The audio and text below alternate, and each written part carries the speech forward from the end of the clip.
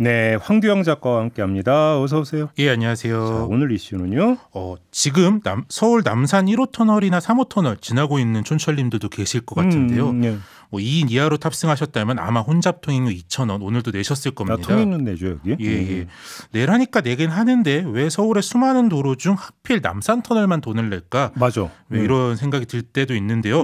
서울시에서 마침 통행료를 폐지해야 한다는 조례안이 나와 폐지 찬반 논란이 좀 커지고 있습니다. 오, 조례안이 드디어 나왔습니까? 예. 남산 터널과 이어진 한남대교 그리고 반포대교를 많이 이용하는 동네죠. 예. 서초구 지역구인 국민의힘 고강민 서울시의원이 대표 발의했는데요. 이제 고의원 등 폐지를 주장하는 입장에서는 서울 도심에 진입하는 많은 도로 중 왜 남산 터널만 통행료를 받느냐, 형평이 맞지 않다. 그리고 남산 남쪽인 서초, 강남, 용산에서만 통행료를 내는 것 아니냐 이렇게 주장하고 있습니다. 아 진짜? 근데 왜 남산 터널에서만 통행료를 징수하는 거예요? 이게 원래부터 남산 터널만 받으려고 한 건 아닌데요. 1995년 건설교통부 자료를 보면 승용차 이용을 억제하기 위해 남산 터널에 시범적으로 실시하고 2단계로 서울 도심 진입 17개 축과 서울시 경계 30개 지점으로 확대하겠다 이런 계획이었어요. 이제 당시로는 이제 서울시내 전체 교통량을 통제하는 굉장히 강력한 정책이었는데요. 이게 뭐 진전이 안 되다 보니까 어떻게 보면 27년째 시범 사업 중이다 이렇게 볼 수도 있는 근데 거죠. 왜 그럼 이게 확대 시행이 왜 안 된 거예요, 그럼? 이제 뭐 요새도 이제 오늘처럼 추우면 대중교통 타는 게 참 힘들잖아요. 이제 90년대인 지금보다 뭐 지하철도 훨씬 적었던 데다가 이제 IMF로 지하철 추가 건설 계획도 줄줄이 취소되면서 이 계획이 좀 현실성이 부족하게 됩니다. 또 이제 95년부터 민선으로 서울시장을 뽑으면서 돈을 더 내라는 인기 없는 정책을 도입하기가 갈수록 어려워졌고요.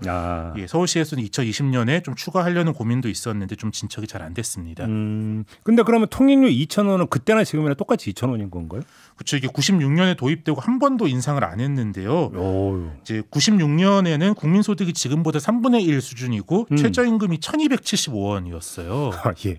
그러니까 지금 2,000원이랑 그때랑은 많이 다르죠.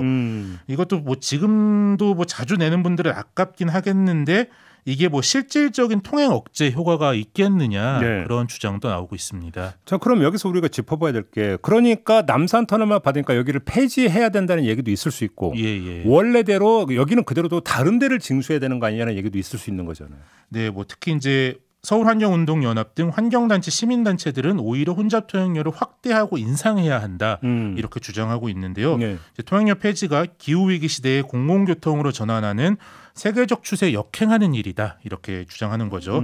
특히 이제 또 교통혼잡이나 환경오염 등 사회적 비용을 이를 유발한 승용차 운전자에게 더 직접적으로 책임지게 해야 한다 이런 주장이고요. 근데 뭐 또 요새 대중교통 적자 때문에 뭐 이제 상반기 중에 대중교통 요금을 300원, 많게는 400원까지도 올릴 수 있다 이런 이야기가 나오고 있는데요. 통행료나 뭐 주차요금 등 승용차가 유발하는 승용차 운전자로부터 돈을 더 많이 받아서 대중교통 지원을 하는 게 시민들을 위해서도 더 좋은 일이다 이렇게 주장하고 있습니다. 근데 이거야말로 정말로 종합적인 마스터 플랜을 좀 짜야 되는 문제 아닌가요? 그렇죠. 이제 뭐 남산 터널만의 문제가 아닌 거죠. 이제 뭐 서울시의회에서 지난 12월 2일부터 9일까지 진행한 여론조사에서는요, 시민 68.1%가 징수 폐지에 찬성한다고는 답했는데 이제 그 이유가 대부분 효과가 없어서.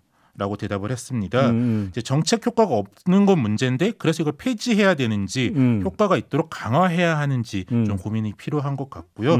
뭐 시민 편의나 기후변화 대처 등 다양한 목표를 이뤄내야 돼서 쉽지는 않겠지만 뭐 방안을 마련하는 것도 중요한데 정치적 좀 합의를 만드는 시민들 사이 합의를 만드는 과정도 좀 같이 고민되면 좋겠습니다. 아무튼 조례안이 발의됐다는 게 좀 하나의 이제 매개 계기가 될 수 있겠네요. 뭐 의미 있는 논쟁이 됐으면 좋겠습니다. 알겠습니다. 자, 마무리하겠습니다. 황두영 작가였습니다. 고맙습니다. 예, 감사합니다.